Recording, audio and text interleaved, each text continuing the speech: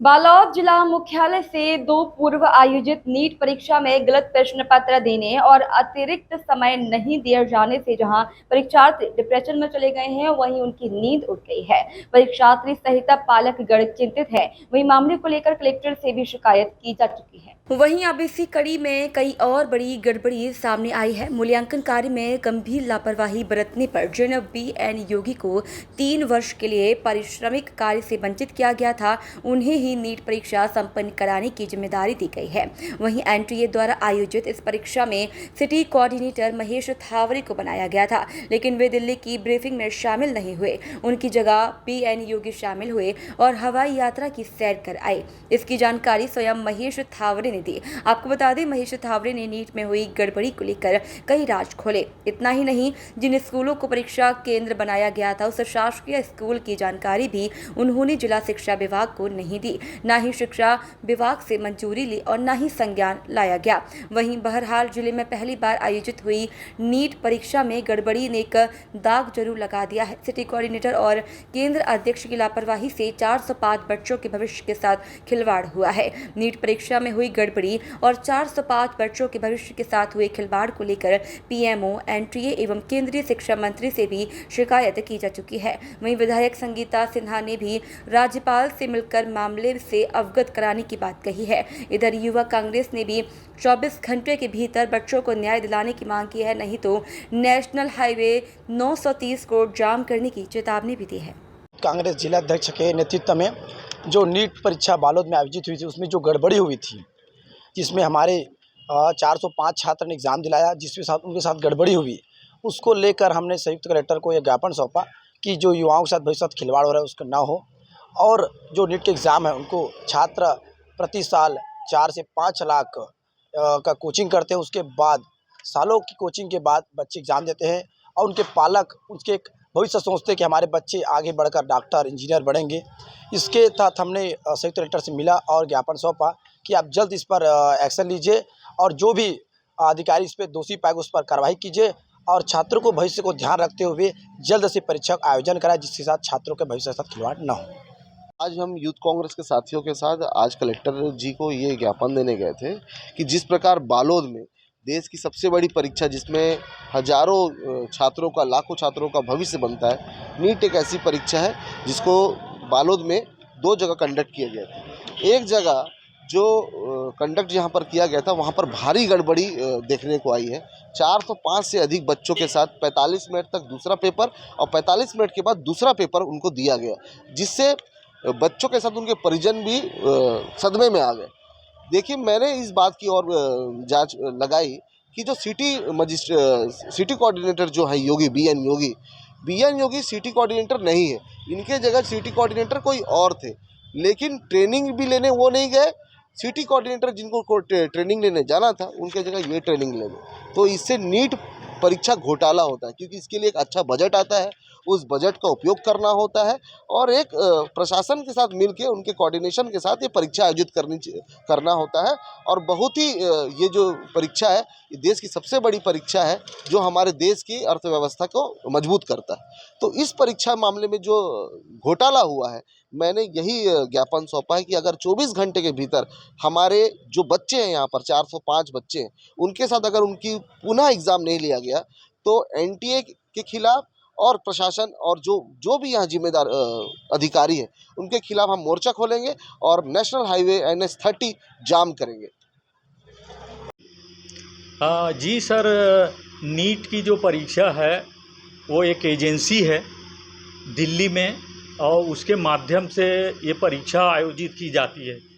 तो बीएन योगी सर और हमारे पास फ़ोन आया कि आपके यहाँ नीट परीक्षा का केंद्र बना रहे हैं, क्या आप लोग सहमत हैं कि नहीं।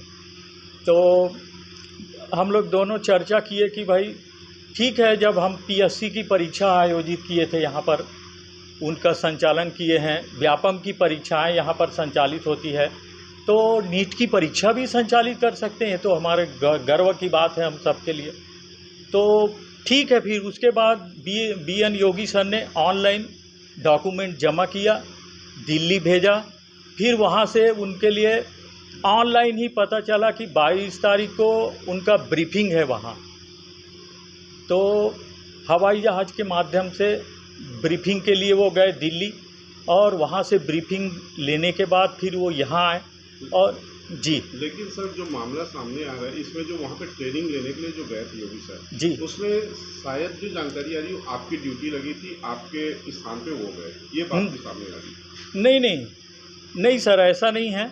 हमने उसको बोला कि योगी सर को कि इसमें सर आपको तकनीकी जो बातें हैं उसमें आपका अनुभव है, इसलिए आप आगे कदम तभी बढ़ाएं नीट परीक्षा के केंद्र बनाने के लिए कि मैं सब कुछ करूंगा, वहां तक जा कर के और पूरा ले कर के आऊँगा, और उसके बाद फिर हम लोग यहाँ आयोजित करेंगे सर करके ऐसा बातचीत हुआ था योगी सर के साथ। लेकिन उसके बाद जब यहाँ पे एग्ज़ाम जब संपन्न हुआ सर, उसमें जो सीलिंग की लास्ट सीलिंग की जिम्मेदारी होती है जी वो सिटी कोऑर्डिनेटर की होती है जी। लेकिन उस सीलिंग में सर आपके द्वारा सीलिंग कार्य को किया गया। नहीं, सीलिंग कार्य हो गया था, और उसमें हमारी उपस्थिति में ही कॉलेज के प्रोफेसर साहब की भी ड्यूटी लगी थी, मानकर सर की, और योगी सर थे हमारे परीक्षा प्रभारी, और सहायक परीक्षा प्रभारी भी थे सर। और चूँकि हमारे पास किसी प्रकार का कोई उस संस्थान से किसी प्रकार का कोई आदेश नहीं है कि आप केंद्राध्यक्ष हैं, और तो सिटी कोऑर्डिनेटर के रूप में शुरू से योगी सर ही काम कर रहे हैं। तो वहाँ पे वो परीक्षा के दिन केवल हम लोग सामंजस्य के लिए कि सर काम की अधिकता के कारण मैं यहाँ पर हूँ, और सिटी कोऑर्डिनेटर के रूप में आप जा कर के घूम के देखिए और यहीं आकर के रहिए, ऐसा बात हुआ था सर हम लोग का। हमारे पास किसी प्रकार का कोई आदेश नहीं है। तो क्या सुप्रिटेंडेंट भी दो बनाए गए थे? नहीं, एक ही बनाया गया। जब दो हॉल था, एक सिटी कोऑर्डिनेटर था, तो सुप्रिटेंडेंट फिर डबल क्यों नहीं बनाया गया? तो यहाँ के लिए, हमारी संस्था के लिए जी। नहीं, जो पदेन जो प्राचार्य होते हैं सर, कोई भी हो, प्रभारी हो चाहे फुल प्लेज्ड हो, वो केंद्राध्यक्ष होते हैं। किसी भी संस्थान में परीक्षा होता है उसमें, ऐसा छत्तीसगढ़ शासन का भी नियम है कि भाई जो प्राचार्य हैं उन्हीं के भूमिका में, उन्हीं की जिम्मेदारी में परीक्षा का संचालन हो करके ये है। सिटी कोऑर्डिनेटर की क्या भूमिका रहती है? सिटी कोऑर्डिनेटर जब वहाँ ब्रीफिंग करने गए थे, जी क्या रहता है? सिटी कोऑर्डिनेटर के बारे में, चूँकि ये परीक्षा नया था और हमारे लिए एक नया अनुभव था, इसलिए हमें उसके बारे में उतना कुछ जानकारी नहीं है। हम इतना जानते हैं कि सिटी कोऑर्डिनेटर का जो शब्द के आधार पर हम लोग बता सकते हैं कि भाई समन्वय बिठा करके रखना जितने परीक्षा केंद्र हैं उसमें, और आपको परीक्षा सामग्री बैंकों से निकाल करके वहाँ पहुँचाना और यहाँ पहुँचाना, दोनों संस्था में। हमारे यहाँ दो केंद्र थे, एक मुख्य केंद्र था शासकीय आदर्श कन्या उच्चतर माध्यमिक विद्यालय, और सहायक जो केंद्र बनाए थे हम लोग स्वामी आत्मानंद हिंदी माध्यम स्कूल, शासकीय आदर्श बालक उच्चतर माध्यमिक स्कूल बालोद। दोनों को केंद्र बनाने के लिए क्या जिला शिक्षा अधिकारी का निर्देश प्राप्त किए थे आप लोग? नहीं सर, क्यों?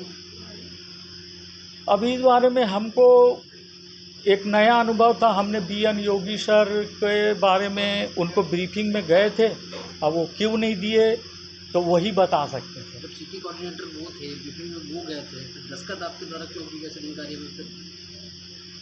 तो वो यहाँ पर केंद्राध्यक्ष के रूप में दस्तखत कर चुके थे, तो मेरे को बोले आप सिटी कोऑर्डिनेटर में आप कर दीजिए सर करके। अच्छा, सिटी कोऑर्डिनेटर हम वो दस्खत करने पूरे, हाँ जी, BN योगी सर ही बोले। अभी भी साहू सर भी वहाँ भी वक्तव्य दिए थे ना सर, उस दिन घटना हुआ परीक्षा के दिन, तो BN योगी सर ही सिटी कोऑर्डिनेटर हैं सर। उनको उनके अनुभव के आधार पर ही परीक्षा संचालन हुआ, और हम और वो संस्थान, दूसरी वाली जो संस्था है, वो दोनों योगी सर के मार्गदर्शन में ही पूरा परीक्षा संचालन किए हैं। परिचय देंगे सर? जी, परिचय देंगे। महेश कुमार ठावरे, प्रभारी प्राचार्य, व्याख्याता, शासकीय आदर्श कन्या उच्चतर माध्यमिक विद्यालय बालोद।